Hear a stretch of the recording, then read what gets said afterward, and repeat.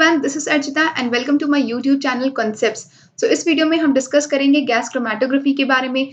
तो जैसा कि आप सबको पता है कि that chromatography is a very important separation technique. So when we talk about gas chromatography, so it plays a very significant role in the laboratory scale. So let's start about the gas chromatography. So gas chromatography के अंदर सबसे पहले हम देखेंगे इसका एक general introduction, that what is it actually, then ये किस प्रिंसिपल पे वर्क करता है, इसका इंस्ट्रूमेंटेशन क्या है, इसके अंदर कौन कौन से कॉम्पोनेंट्स होते हैं गैस क्रोमेटोग्राफी के अंदर, वो हम देखेंगे। And then we'll be seeing कि हम सैंपल का डेरिवेटाइजेशन कैसे करते हैं, और सबसे जरूरी एंड इंपॉर्टेंट चीज है इसका एप्लीकेशन, की इसका यूज लेबोरेटरी में क्या है।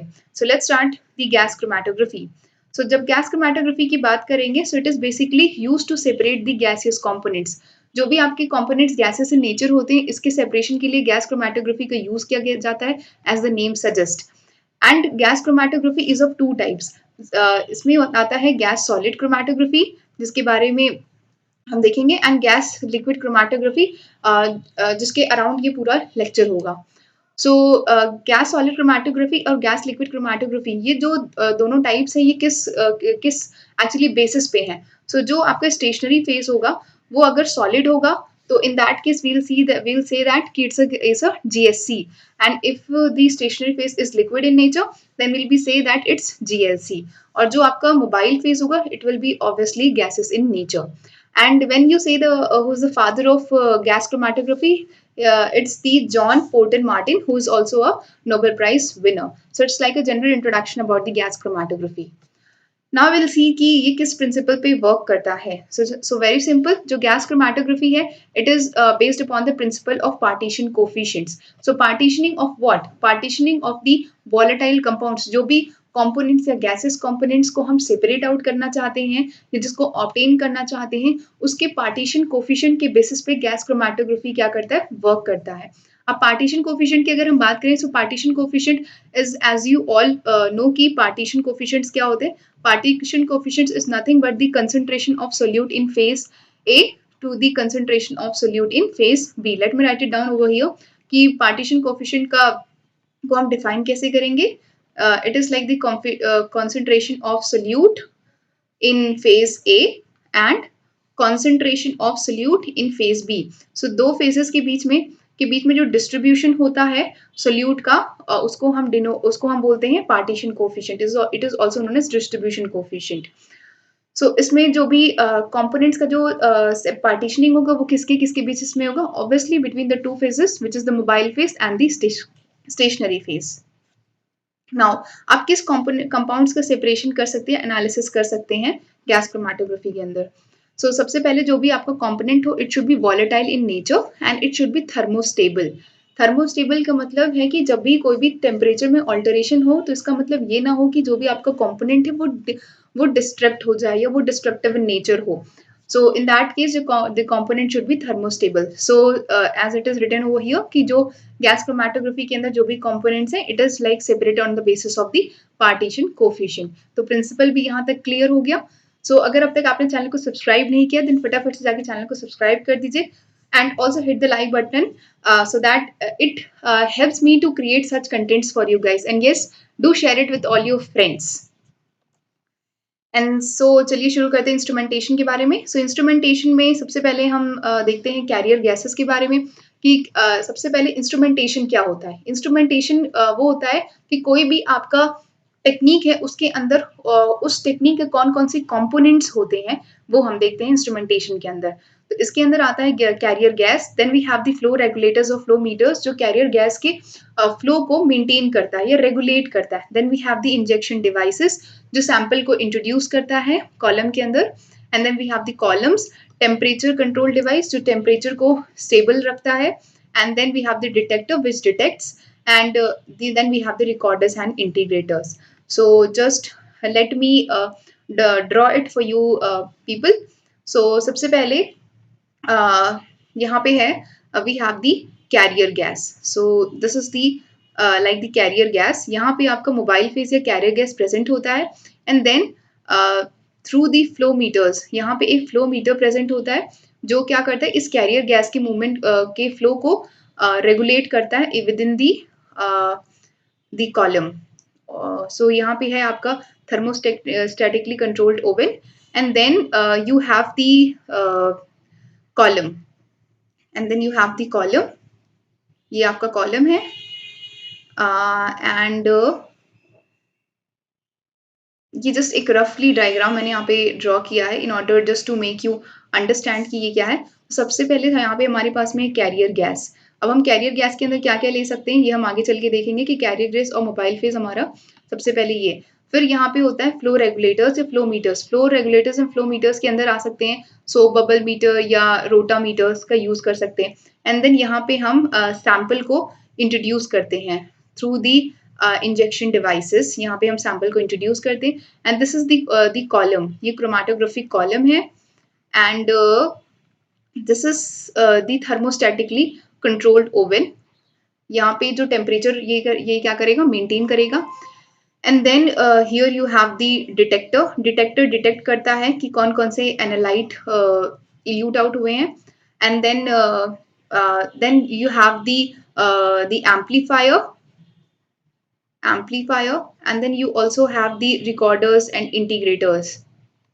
Detectors, amplifiers, and then there is a recorder and then the integrator. This is the recorder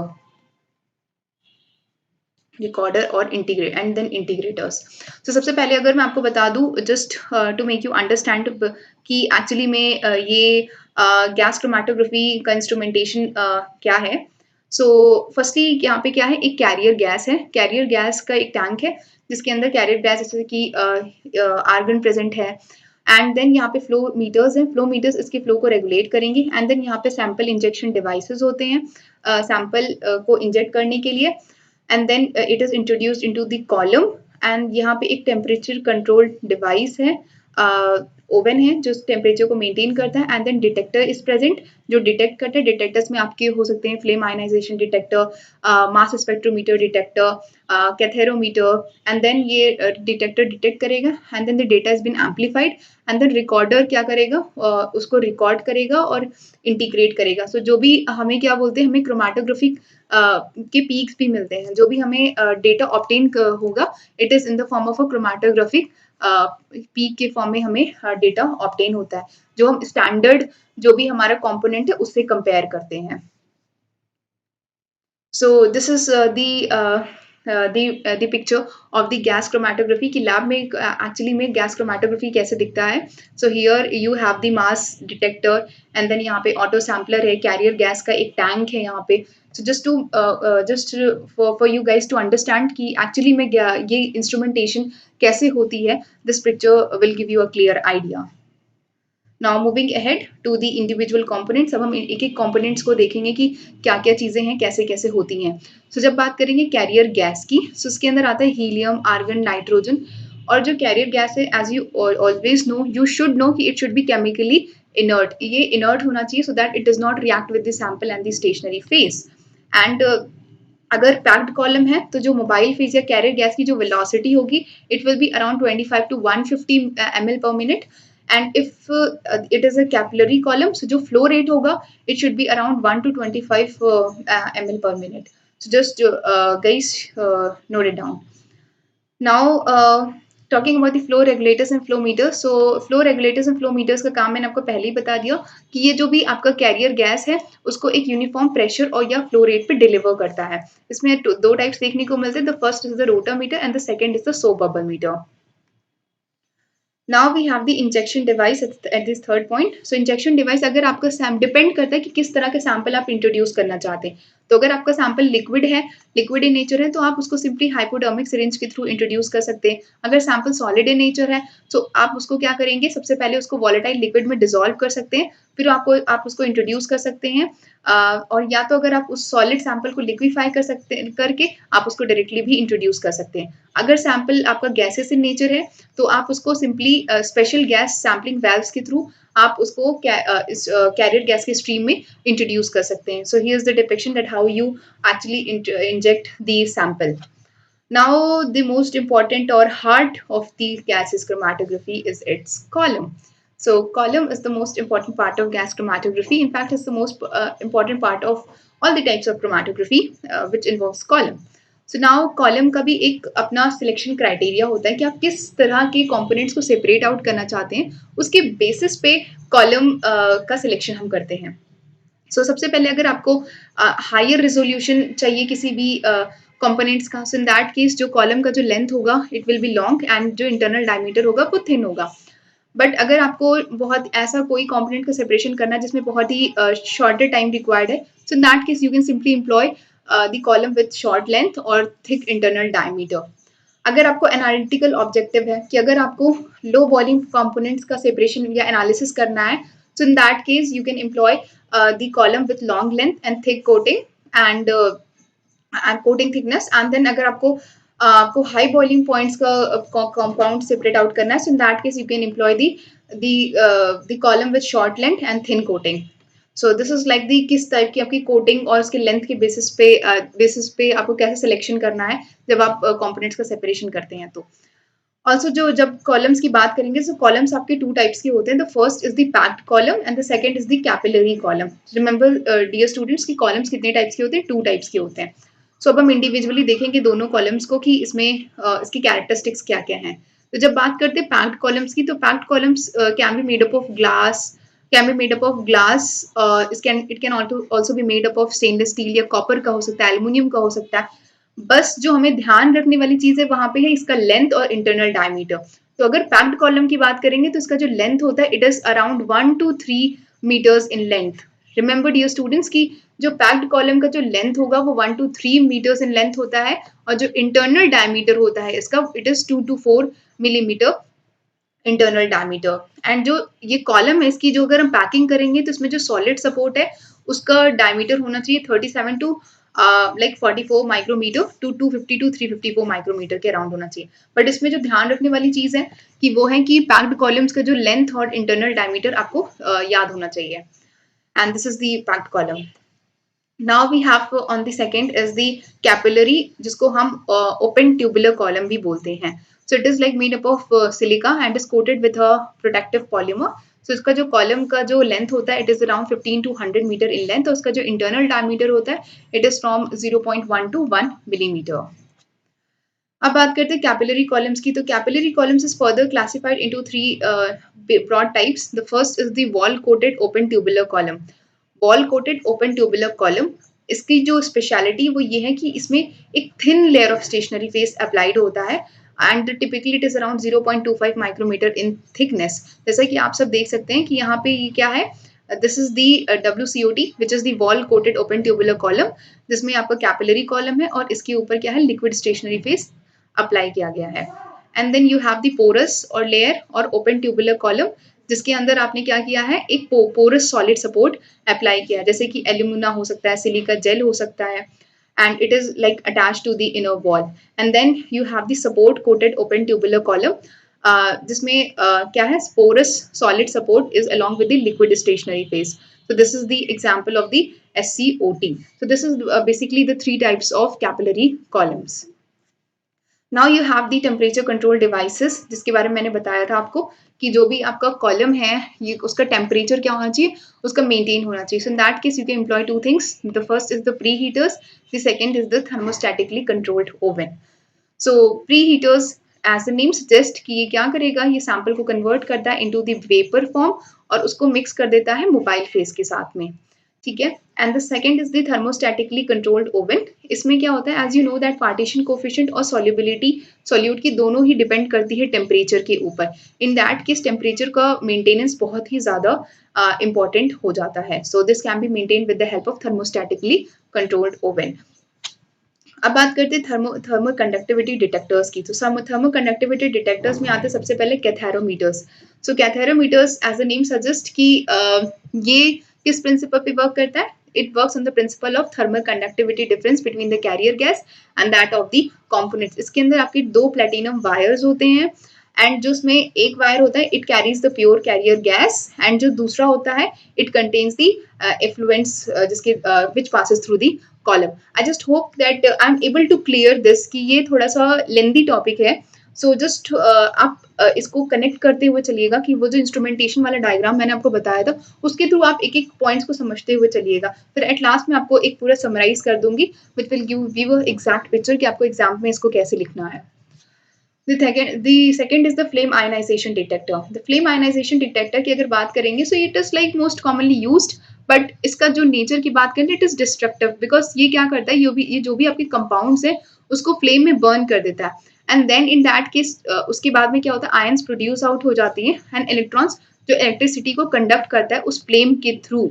so just आपको याद जो रखनी वो ये है कि it is like the most commonly use detector, but ये क्या होता है इट इज मास सेंसिटिव हो जाए rather than concentration sensitive. And also अगर बात करेंगे मास स्पेक्ट्रोमेट्री डिटेक्टर्स की, क्योंकि डिटेक्टर्स की बात करते हैं तो डिटेक्टर्स में आपको जस्ट नाम पता होना चाहिए कि हाँ ये डिटेक्टर्स है। तो उसमें कैथेरोमीटर्स हो गया, फ्लेम आयनाइजेशन डिटेक्टर हो गया, इलेक्ट्रॉन कैप्चर डिटेक्टर हो गया, फोरियर ट्रांसफॉर्म डिटेक्टर हो गया, मास स्पेक्ट्रोमीटर डिटेक्टर हो गया। बट इसमें से सबसे ज्यादा एफिशिएंट डिटेक्टर्स है जो कह सकते हैं हम कि is the mass spectrometer detector because it is quite like non destructive in nature. Now you have the recorders and integrators. तो हमने आपको बोला था कि जो भी आपको डेटा ऑब्टेन किया जाएगा it will be in the form of a peak. इस पीक को इंटरप्रेट करते हैं हम। So the base line is been recorded and जितने भी पीक्स हैं उसको ऑब्टेन किया जाता है, उसको इंटीग्रेट किया जाता है in terms of retention time and Heights. फिर हम इस पीक से हम डिटरमाइन करते हैं कि कौन कौन से कॉम्पोनेंट्स है ऑब्टेन हुए हैं या उसमें किस तरह की इम्प्योरिटी है। Now instrumentation part is almost complete. तो सबसे पहले हमने देख लिया कैरियर गैस क्या होता है एंड देन हमने देख लिया कि इंजेक्शन डिवाइस, ये फ्लो मीटर्स देख लिया, फिर हमने देखा कि इंजेक्शन डिवाइसेस में क्या आते हैं, फिर हम टेम्परेचर को कैसे मेंटेन करें, कितने टाइप के कॉलम्स होते हैं, डिटेक्टर्स कितने टाइप के होते हैं and detectors क्या होते हैं, recorders and integrators then we have seen. So here the instrumentation part is completed. So just आपको एक रफ ओवरव्यू तो एटलीस्ट पता ही होना चाहिए कि अगर गैस क्रोमेटोग्राफी की बात करेंगे तो आपके दिमाग में वो एक डायग्राम तो आपके दिमाग में हिट कर जाना चाहिए कि हाँ ये गैस क्रोमेटोग्राफी है। Now derivatization of sample. अब डेरिवेटाइजेशन हम क्यों करते हैं, इसका मतलब क्या होता है? सो इसमें ये कि सैंपल्स को हम ऐसा ट्रीट करेंगे जिससे कि उसका सेपरेशन का जो प्रोसेस है वो क्या हो जाए, बहुत ज़्यादा फीसिबल हो जाए, या उसको हम कहते हैं और इम्प्रोवाइज करने के लिए हम सैंपल का डेरिवेटाइजेशन करते हैं। सो इसको हम दो तरीके से कर सकते हैं। तो first is the pre column derivatization and the second is the post column. Pre column में क्या होता है, जो भी कॉम्पोनेंट्स है उसको हम वॉलेटाइल फॉर्म में कन्वर्ट कर देते हैं and it should B thermostable, derivatives के फॉर्म में हम उसको कन्वर्ट कर सकते हैं। एंड अगर जो पोस्ट कॉलम है, पोस्ट कॉलम में हम उसके डिटेक्शन को इंक्रीज कर सकते हैं, जिससे किस तरह हम जो भी कंपोनेंट है उसकी एफिनिटी को इंक्रीज करके हम उसके डिटेक्शन को इंक्रीज कर सकते हैं। या हम क्या कर सकते हैं कि जो नॉन पोलर कंपोनेंट्स है उसके सेपरेशन के लिए ये जो इम्प्रोवाइजेशन है वो हेल्प करता है, जैसे कि एस्टर्स या ईथर्स हो गया, इनके इन कंपोनेंट्स के डिटेक्शन को अगर हम इम्प्रोवाइज करना है सो इन दैट केस हम कंपोनेंट्स की एफिनिटी को क्या करते हैं, बढ़ा देते हैं। तो जस्ट आपको पता होना चाहिए बेसिकली कि डेरिवेटाइजेशन क्या होता है और कैसे हम करते हैं।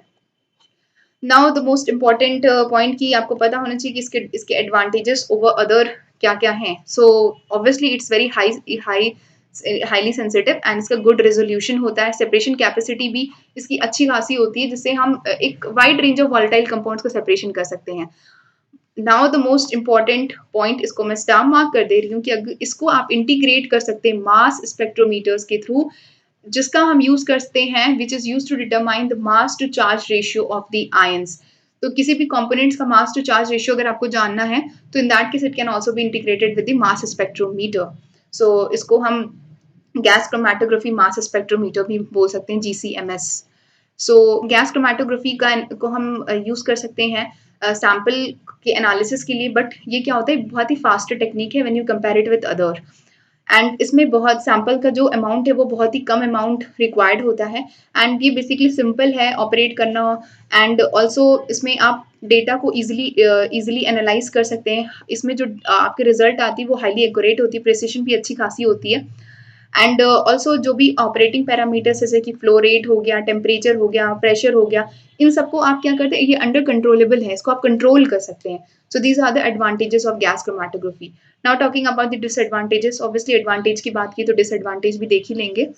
सो इसमें सबसे बड़ा ड्रॉबैक है कि आप सिर्फ वॉलेटाइल और थर्मली स्टेबल कंपाउंड्स का ही सेपरेशन कर सकते हैं। और दूसरा पॉइंट है कि जब आप एचपीएलसी या टीएलसी की बात करते हैं, you know that HPLC is obviously a better thing, but जब इसमें इसमें क्या कर सकते हैं आप एचपीएलसी या टीएलसी में आप मोबाइल फेस को चेंज कर सकते हैं, जैसे कि आगे चल के देखेंगे कि उसमें जो होता है वो आइसोक्रेटिक और ग्रेडियंट इल्यूजन होता है। तो ग्रेडियंट में हम क्या कर सकते हैं कि उसकी कॉम्पोजिशन को चेंज कर सकते हैं, उसके रेशियो को चेंज कर सकते हैं।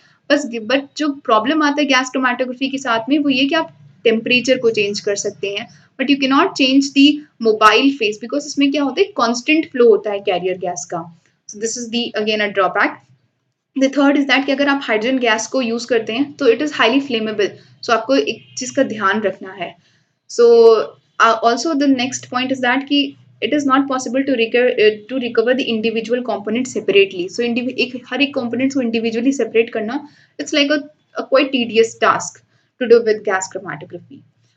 Now the most important and heart of the lecture is the application, कि आपको इसका यूज क्या है। अब हमने पढ़ तो लिया सारा टॉपिक, बट इसका यूज क्या है, इसका काम क्या है।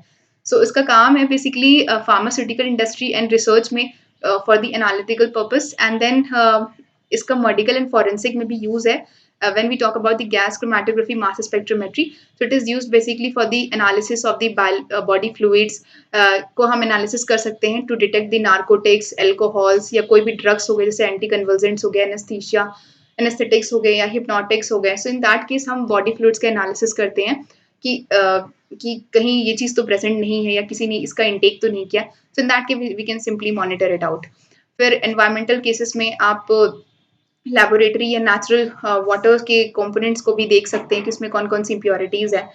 फिर आप गैस क्रोमेटोग्राफी को इलेक्ट्रॉन डिटेक्टर्स के साथ यूज करके आप टॉक्सिक चीज़ों को आइडेंटिफाई कर सकते हैं, जो कि शायद बेवरेजेस में प्रेजेंट हो या किसी भी चीज़ में अगर प्रेजेंट हो तो आप टॉक्सिक चीज़ों को भी आइडेंटिफाई आउट कर सकते हैं। एंड ऑल्सो अगर बायोलॉजिकल रोल की बात करें तो इसमें it can also be used for the analysis of the methyl mercury. Methyl mercury actually में एक न्यूरोटॉक्सिन होता है, so इसका आप एनालिसिस कर सकते हैं। Also analysis of the amitriptyline या imipramine, it is a tricyclic antidepressants. So human plasma में आप इसकी एनालिसिस कर सकते हैं गैस क्रोमेटोग्राफी के थ्रू। एंड ऑल्सो सेवरल जो माइकोटॉक्सिन्स होते हैं सच एज फ्यूसेरियम माइकोटॉक्सिन जो सीरियल्स में प्रेजेंट होते हैं, इसका आप एनालिसिस कर सकते हैं by gas chromatography and mass spectrometry. So these are the following applications of the mass of the gas chromatography. So let me just summarize it for you guys कि अगर आपको पेपर में लिखना है एग्जाम पॉइंट ऑफ व्यू से, तो सबसे पहले गैस क्रोमेटोग्राफी होता क्या, तो उसमें बेसिकली आपको दो टाइप्स लिखती है, GLC and GSC. So GLC obviously is a common type. फिर हमें देखना है कि गैस क्रोमेटोग्राफी किस प्रिंसिपल पे वर्क करता है, so it's the partition coefficient. फिर आपको हेडिंग डालनी है इंस्ट्रूमेंटेशन। इंस्ट्रूमेंटेशन में आपको सारा कंपोनेंट्स लिख देना है, वो डायग्राम बना देना जो मैंने आपको बताया था।